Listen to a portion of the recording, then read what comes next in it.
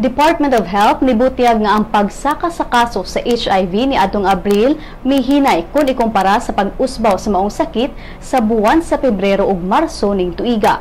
Matod sa latest report sa HIV/AIDS Registry of the Philippines nga sa buwan sa Abril adunay natalang 560 ka mga bag-ong kaso sa human immunodeficiency virus.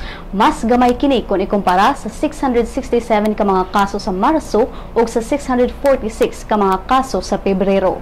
Matod sa report nga sa 560 ka mga kaso sa HIV ni adtong Abril, 36 niini ang niusbaw ug nahimong acquired immune deficiency syndrome kon AIDS, samtang 16 ka mga tao ang namatay sa susamang buwan. Nasayrang mas daghang mga tao ang nakakuha sa HIV gumikan sa homosexual contact, musunod ang bisexual contact, heterosexual contact, mga injectable sa drugas ug dunay usa ka kaso nga nakuha pinaagi sa mother-to-child transmission.